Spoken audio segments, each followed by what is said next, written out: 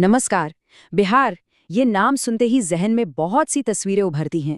इतिहास की, संस्कृति की और आज की कुछ जटिल सच्चाइयों की। ये एक ऐसी जमीन है जिसकी कहानी इसकी मिट्टी, इसकी नदियों और हाँ, इसके लोगों ने लिखी है। तो चलिए आज इसी कहानी को थोड़ा और करीब से जानते हैं। और इस कहानी की शुरुआत करते हैं एक बहुत ही जरूरी नंबर से, 80%। जी हाँ, बिहार की लगभग 80% आबादी अपनी रोजी रोटी के लिए सीधे सीधे खेती पर निर्भर है। ये सिर्फ एक आंकड़ा नहीं है, ये इस बात का सबूत है कि बिहार की पूरी अर्थव्यवस्था और समाज की बुनियाद जमीन पर ही टिकी है। तो आज का हमारा सफर कैसा रहेगा? सबसे पहले हम बिहार की आर्थिक बनावट को समझेंगे, फिर चलेंगे इसके कृषि प्रधान दिल में। उसके बाद नजर डालेंगे यहाँ के संसाधनों और उद्योगों पर और उन मुश्किलों को भी जानेंगे जो विकास के रास्ते में खड़ी हैं। और आखिर में बात करेंगे बिहार के लोगों की, जो इसके भविष्य की कुंजी हैं। तो चलिए सबसे पहले बात करते हैं उस चीज की जो बिहार की अर्थव्यवस्था की रीढ़ है। हम बात कर रहे हैं खेती की। ये सिर्फ एक पेशा नहीं बल्कि यहाँ के लोगों की जिंदगी का एक अहम हिस्सा है, उनकी जीवन शैली का आधार है। अच्छा, बिहार की जमीन की एक खास बात है, यहाँ का भूगोल ही ये तय करता है कि किस इलाके में कौन सी फसल सबसे अच्छी होगी। पूरा राज्य एक तरह से चावल, गेहूं और मक्के के खेतों से पटा पड़ा है। इससे एक बात तो साफ हो जाती है, बिहार असल में देश का पेट भरने वाले सबसे जरूरी राज्यों में से एक है। और जानते हैं सबसे कमाल की बात क्या है? बिहार में खेती कभी रुकती ही नहीं। यहाँ एक या दो नहीं बल्कि पूरे 4-4 फसली मौसम होते हैं, भदई, अग्नि, रबी और गर्मा। इसका मतलब है कि खेत लगभग साल भर कुछ न कुछ उगाते रहते हैं। ये दिखाता है कि यहाँ की जमीन में वाकई कितनी जान है। तो यहाँ की फसलों को हम मोटे तौर पर 2 हिस्सों में देख सकते हैं। एक तरफ हैं धान, गेहूं और मक्का जैसी फसलें जो खाने के काम आती हैं, मतलब पेट भरने के लिए। और दूसरी तरफ हैं गन्ना, जूट और तंबाकू। ये हैं कैश क्रॉप्स, जिनसे किसानों की जेब में पैसा आता है और गांव की इकोनॉमी चलती है। मिट्टी कितनी भी उपजाऊ क्यों ना हो, बिना पानी के तो सब बेकार है ना? और यहीं पर बिहार की असली जीवन रेखा सामने आती है, सिंचाई। पूरे राज्य में नहरों का एक ऐसा जाल बिछा है जो खेतों की प्यास बुझाता है। सच कहें तो यही बिहार की खेती का असली आधार है। तो ये पानी आता कहाँ से है? देखिए, इसके 2 मुख्य सोर्स हैं। पहला तो है सरफेस वाटर, मतलब नदियों, तालाबों का पानी। और दूसरा है ग्राउंड वाटर, जिसे हम कुओं और नलकूपों से बाहर निकालते हैं। बस इन्हीं दोनों से मिलकर राज्य की सिंचाई की सारी जरूरतें पूरी होती हैं। लेकिन बिहार की नदियों की कहानी में एक बहुत बड़ा ट्विस्ट है। ये नदियां एक ही सिक्के के 2 पहलू जैसी हैं। एक तरफ तो ये वरदान है, अपने साथ उपजाऊ जलोढ़ मिट्टी लाती हैं जो सोना उगलती है। पर दूसरी तरफ यही नदियां अभिशाप भी बन जाती हैं। हर साल आने वाली भयानक बाढ़ ना सिर्फ फसलें बल्कि घर और जिंदगियां भी तबाह कर देती है। तो खेती की बात तो हो गई, पर क्या बिहार की कहानी सिर्फ खेतों तक ही सीमित है?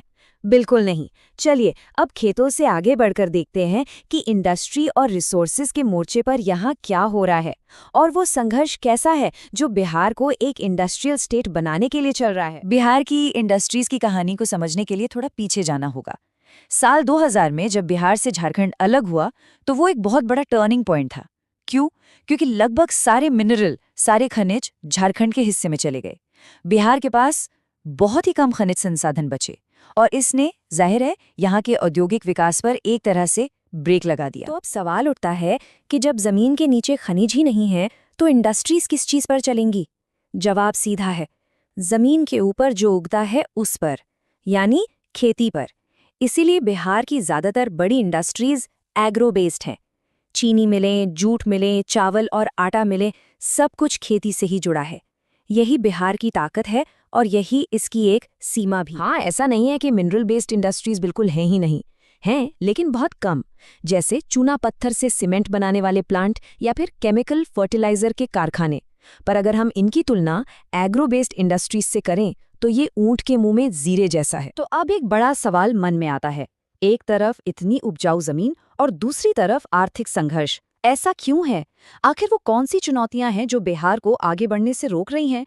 चलिए अब इसी को समझने की कोशिश करते हैं। शुरुआत वहीं से करते हैं जहां सबसे ज्यादा लोग जुड़े हुए हैं, खेती से।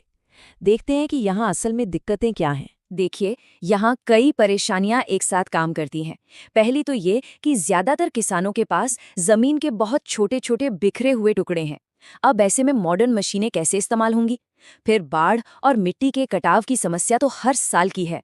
और सबसे बड़ी विडंबना तो ये है कि इतनी सारी नदियों के बावजूद आज भी केवल 46% जमीन पर ही सिंचाई की पक्की व्यवस्था है। अच्छा, ये तो हुई खेती की बात।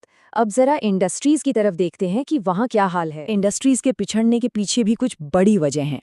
सबसे पहली, जैसा हमने पहले बात की, कच्चे माल की कमी। दूसरा, इंफ्रास्ट्रक्चर की कमी, मतलब बिजली, सड़कें, स्टोरेज, इन सब की दिक्कत।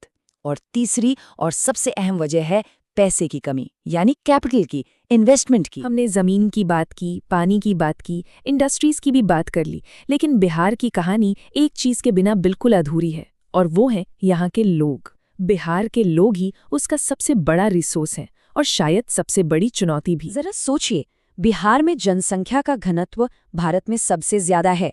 मतलब बहुत कम जगह में बहुत ज्यादा लोग रहते हैं।